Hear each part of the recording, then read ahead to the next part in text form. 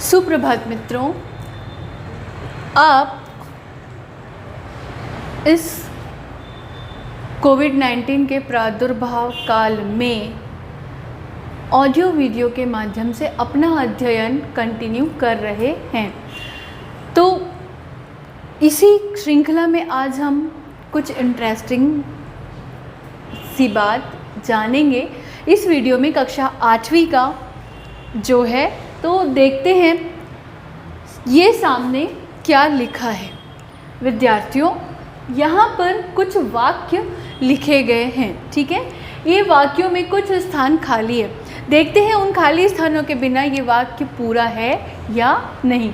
तो सबसे पहले, पुस्तक मेज रखी है, शीला मुझ पेन मांगी, गैस दूध उबल रहा है और वे ट्रेन पूना गए। तो बच्चों, आप ये समझ सकते हैं कि यहाँ पे कौन से वाक्यांश, शब्दांश जो हैं वो छूट रहे हैं, जिनके बिना वाक्य अधूरा लग रहा है। पुस्तक मेज पर रखी है, शीला ने मुझसे पेन मांगी। ने और से लिखते ही वाक्य बिल्कुल स्पष्ट हो जाता है कि शीला ने मुझसे पेन मांगी। पर शीला मुझ पेन मांगी, ये वाक्य बोलने से हमें समझ में नहीं आता कि क्या हो रहा है। पुस्तक मेज रखी है बोलने से ये समझ में नहीं आता कि मेज पुस्तक पर है या पुस्तक मेज पर है। जैसे ही हमने बोला कि पुस्तक मेज पर रखी है, ये पर लिखते ही वाक्य पूरा हो जाता है। गैस दूध उबल रहा है, दूध उबल रहा है या गैस उबल रही है। यदि हम कहें गैस पर दूध उबल रहा है तो स्पष्ट हो जाता है कि गैस के ऊपर दूध उबल रहा है और वाक्य का अर्थ पूर्ण होता है। वे ट्रेन से पूना गए। साथियों, हम दिन भर बहुत सारी बातें करते हैं। ये ने, से, पर, का, के, की, इनके बिना हमारी बातें अधूरी होती हैं। परंतु कभी भी हमने ये ध्यान ही नहीं दिया होता है कि ये क्या है। संज्ञा सर्वनाम, हमें नाम हो तो संज्ञा है, कार्य हो रहा है तो क्रिया है, ये बातें हमेशा सामान्य तौर पे पता होती हैं। परंतु ये से, ने, पर, का, के, इनका अपना एक वजूद है, ये हम नहीं समझते हैं। तो साथियों, आज हम इसी पे चर्चा करने वाले हैं कि ये जो शब्दांश होते हैं जो कि संज्ञा सर्वनाम का वाक्य के दूसरे शब्दों से संबंध हमें बताते हैं, उन्हें हम विभक्ति कहते हैं। और ये कारक के जिस रूप के द्वारा हमें पता चलता है उसे कारक कहा जाता है, ठीक है। जैसे कि ये विभक्ति है, विभक्ति जो है वो कारक का रूप है।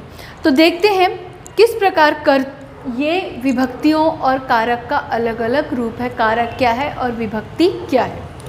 कारक जो है, संज्ञा या सर्वनाम के जिस रूप से उसका संबंध वाक्य के दूसरे शब्द के साथ व्यक्त होता है, वे कारक होते हैं। जिस रूप से, अर्थात यहाँ पे जब हम देखते हैं तो शीला ने मुझसे पेन मांगी, तो शीला ने, शीला का अर्थ क्या है?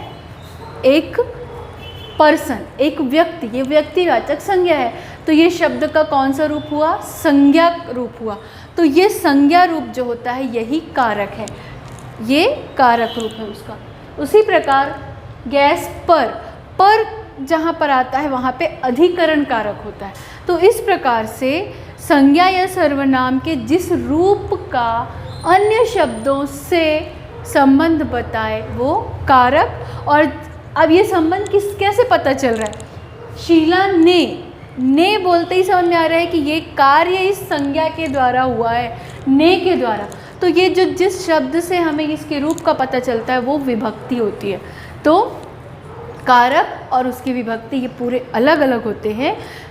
कारक को सूचित करने के लिए जिस शब्द का उपयोग करते हैं उसे विभक्ति कहा जाता है। तो देखिए, कारक 8 प्रकार के कारक और उनकी विभक्तियाँ अलग अलग किस प्रकार हैं। कर्ता कारक ने के द्वारा पता चलता है, कर्म कारक को के द्वारा पता चलता है, करण कारक से के द्वारा से पता चलता है, संप्रदान कारक को के लिए अपादान कारक से, संबंध कारक का, की, के, अधिकरण कारक में, पर, संबोधन कारक है, अरे, अजी, इस प्रकार के। बच्चों सबसे पहली बात, ये बिना जाने भी तो हम बातें कर लेते हैं, वाक्य पूरे हो जाते हैं। आपको इनका ज्ञान होना क्यों आवश्यक है? सबसे पहली बात तो बच्चों, आपको ये जानना इसलिए ज़रूरी है क्योंकि आपके हिंदी व्याकरण में परीक्षा में ये चीज़ें पूछी जाएंगी। दिए गए वाक्य में अधोरेखित शब्द को कारक और विभक्ति पहचान कर लिखिए। तो आपको ये करना आना चाहिए, इसके लिए आपको इन बातों का ज्ञान होना आवश्यक है। ठीक है, तो अब यदि हम पहले प्रश्न का उदाहरण देखते हैं, पुस्तक मेज पर रखी है। तो यदि आपको प्रश्न दिया गया है कि आप इस पे अंडरलाइन जो वर्ड है, शब्द है, उसका कारक और विभक्ति पहचान कर लिखिए, तो वो किस प्रकार लिखी जा सकती है? एक आप हेडिंग डालेंगे कारक और दूसरी हेडिंग होगी विभक्ति। विभक्ति है पर, तो कारक क्या होगा? अधिकरण।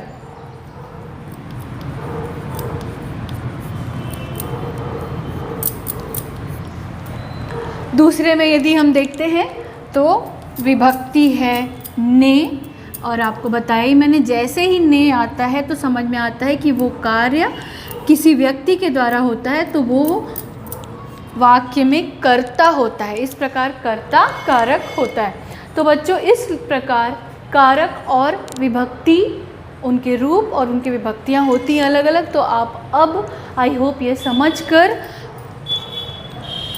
दिए गए शब्दों में से कारक और विभक्ति पहचान कर उनको अलग अलग लिख सकते हैं। So all the best, have a nice day.